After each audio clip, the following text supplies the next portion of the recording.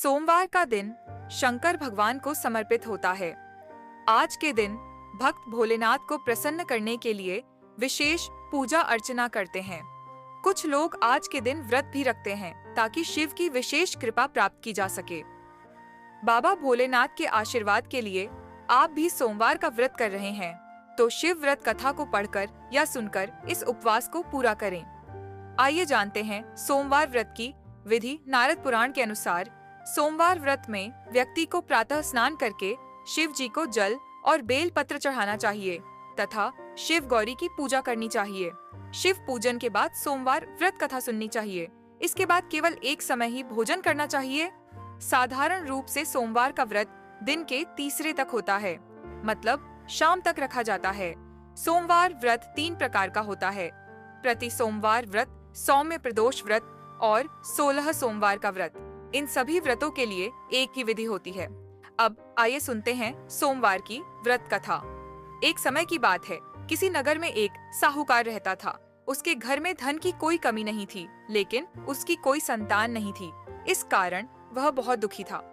पुत्र प्राप्ति के लिए वह प्रत्येक सोमवार व्रत रखता था और पूरी श्रद्धा के साथ शिव मंदिर जाकर भगवान शिव और पार्वती जी की पूजा करता था। उसकी भक्ति देखकर एक दिन माँ पार्वती प्रसन्न हो गईं और भगवान शिव से उस साहूकार की मनोकामना पूर्ण करने का आग्रह किया। पार्वती जी की इच्छा सुनकर भगवान शिव ने कहा कि हे पार्वती, इस संसार में हर प्राणी को उसके कर्मों का फल मिलता है और जिसके भाग्य में जो हो उसे भोगना ही पड़ता है। लेकिन पार्वती जी ने साहूकार की भक्ति का मान रखने के लिए उसकी मनोकामना पूर्ण करने की इच्छा जताई। माता पार्वती के आग्रह पर शिवजी ने साहूकार को पुत्र प्राप्ति का वरदान तो दिया, लेकिन साथ ही यह भी कहा कि उसके बालक की आयु केवल 12 वर्ष होगी। माता पार्वती और भगवान शिव की बातचीत को साहूकार सुन रहा था। उसे ना तो इस बात की खुशी थी और ना ही दुख। वह पहले की भांति शिवजी की पूजा करता रहा। कुछ समय के बाद साहूकार के घर एक पुत्र का जन्म हुआ। जब वह बालक 11 वर्ष का हुआ तो उसे पढ़ने के लिए काशी भेज दिया गया। साहूकार ने पुत्र के मामा को बुलाकर उसे बहुत सारा धन दिया और कहा कि तुम इस बालक को काशी विद्या प्राप्ति के लिए ले जाओ और मार्ग में यज्ञ कराना। जहाँ भी यज्ञ कराओ वहाँ ब्राह्मणों को भोजन कराते और दक्षिणा देते हुए जाना। दोनों मामा भांजे इसी तरह यज्ञ कराते और ब्राह्मणों को दान दक्षिणा देते काशी की ओर चल पड़े। रात में एक नगर पड़ा जहाँ नगर के राजा की कन्या का विवाह था, लेकिन जिस राजकुमार से उसका विवाह होने वाला था वह एक आंख से काना था। राजकुमार के पिता ने अपने पुत्र के काना होने की बात को छुपाने के लिए एक चाल सोची। साहूकार के पुत्र को देखकर उसके मन में एक विचार आया। उसने सोचा, क्यों न इस लड्डे डचके को दूल्हा बनाकर राजकुमारी से विवाह करा दूं। विवाह के बाद इसको धन देकर विदा कर दूंगा और राजकुमारी को अपने नगर ले जाऊंगा। लड़के को दूल्हे के वस्त्र पहनाकर राजकुमारी से विवाह कर दिया गया, लेकिन साहूकार का पुत्र ईमानदार था। उसे यह बात न्याय संगत नहीं लगी। उसने अवसर पाकर राजकुमारी की चुन्नी के पल्ले पर लिखा कि तुम्हारा विवाह तो मेरे साथ हुआ है, लेकिन जिस राजकुमार के संग तुम्हें भेजा जाएगा वह एक आंख से काना है।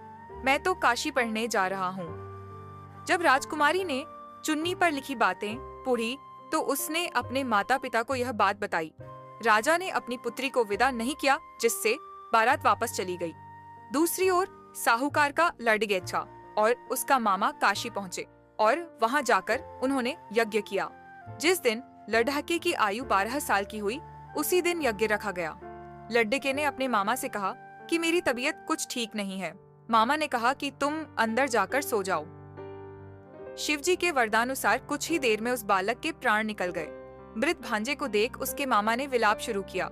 संयोगवश उसी समय शिवजी और माता पार्वती उधर से जा रहे थे।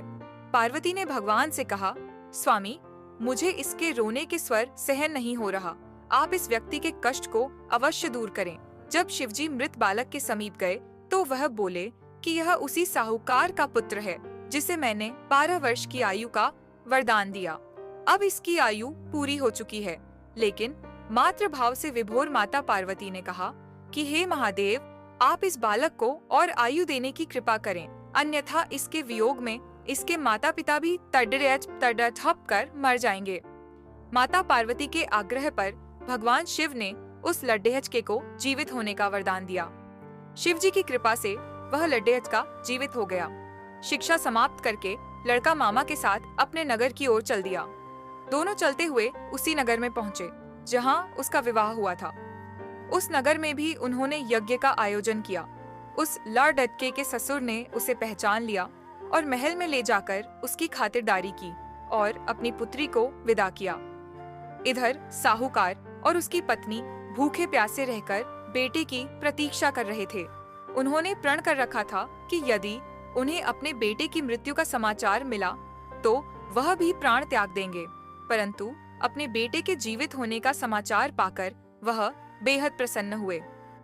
उसी रात भगवान शिव ने व्यापारी के स्वप्न में आकर कहा, हे श्रेष्ठी, मैंने तेरे सोमवार के व्रत करने और व्रत कथा सुनने से प्रसन्न होकर तेरे पुत्र को लंबी आयु प्रदान की है। इसी प्रकार जो कोई सोमवार व्रत करता है या कथा सुनता और पढ़ता है, उसके सभी दुख दूर होते हैं और समस्त मनोकामनाएं पूर्ण होती हैं।